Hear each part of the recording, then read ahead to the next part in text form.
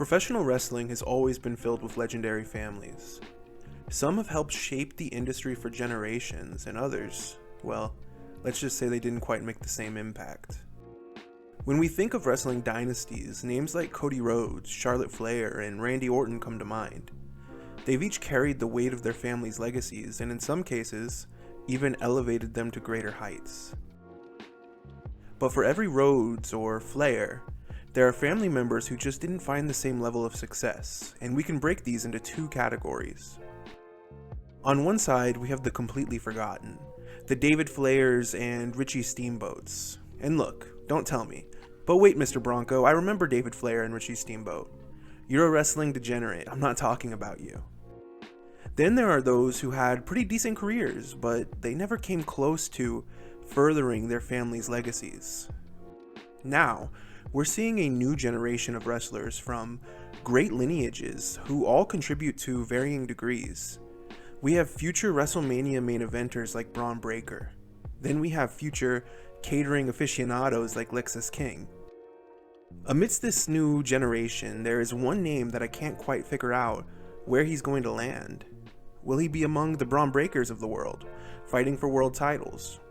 Or will he be with the Lexus Kings of the world, fighting to be first in line at the salad bar?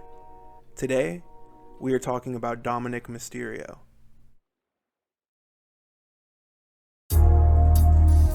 Oh, and by the way, Beaner Bronco Buster? Yeah. Where the hell did that come from? Improv. That was wonderful. 2019 to 2022 Dominik Mysterio was one of the lamest characters the WWE has ever put on screen. It really just seemed like he was there purely because of nepotism. He brought absolutely nothing to the table. You know, he wasn't great in the ring, and he couldn't talk for shit. He didn't even have a cool look like he does now. He was actually a little tubby. It was a little endearing at first, like, oh, that's Ray's kid. You know, I remember when he fought Eddie Guerrero for his custody. There was a nostalgic charm to seeing Dominik in the ring, a feeling of, this is kind of cool. But the more he showed up, the more it became clear. Dominik wasn't improving. Week after week, it started getting awkward, like everyone knew he just wasn't ready and he shouldn't be here. And then he finally kicked Edge in the balls, clotheslined his dad, and joined the Judgment Day. Finally. I don't really know if you guys remember, but like seemingly all things in the Triple H era, we had to wait ages for Dom to turn heel, so it was a great moment when it finally happened. Since joining the Judgment Day, Dominik Mysterio has evolved into one of WWE's most entertaining and effective heels. By fully embracing, his villainous side, Dominik has tapped into a character that finally feels genuine. Gone are the awkward promos and directionless matches. Dominik Mysterio has found his voice, his style, and his place in the ring. Dominik has almost fully transformed, not just as a character, but quite literally with his body as well. He has gotten in much better shape, and it almost seems like this physical improvement, coupled with his place on the card, has given him confidence that he just never had before. But that leads us to the big question.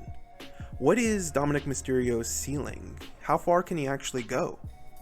The truth is, Dominik's improvement over the past 2 years, it's been nothing short of remarkable. He's gone from Rey Mysterio's son, who's just happy to be here, to a legitimate player in the WWE.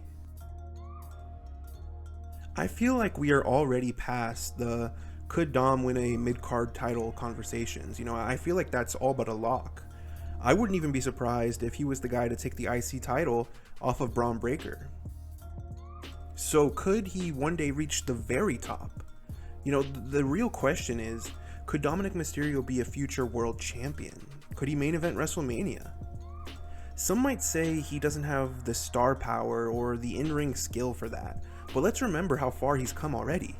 If he can improve this much in such a short period, there's no telling what he could accomplish with more time, experience, and continued growth. He's young. He already has built a connection with the fans, and he's shown that he's willing to embrace whatever it takes to make his mark. It's hard to say Dominik could be a world champion in the future because WWE just seems so stacked. We have guys like Cody Rhodes, Seth Rollins, and Roman Reigns at the very top, and these guys are going to be here for at least another 3 years. Then we have established main event talent like Gunther, Damian Priest, and Drew McIntyre. You know, these guys aren't going anywhere anytime soon. Then we have a whole ton of guys who are already waiting their turn, such as Sami Zayn, Ilya Dragunov, or even someone like Pete Dunne.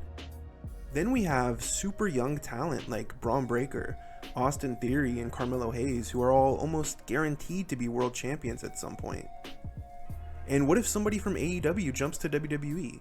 Ricky Starks, Malachi Black. Surely these names would make an impact and be at least fighting for world titles. You know, where does Dominik fit into all this? To be honest, I think he fits in everywhere.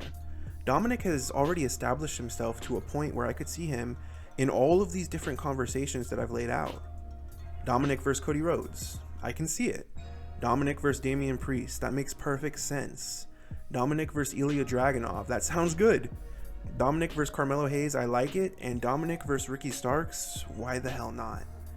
What I'm saying is, I think Dominik Mysterio is perfectly positioned to be inserted into the main event scene whenever WWE wants. You know, like I said earlier, he has already improved by leaps and bounds, and given more time, I don't see why he can't keep improving and climbing that mountain. But hey, even if he never does reach the main event of WrestleMania, I'm sure he's not complaining about how he's being booked.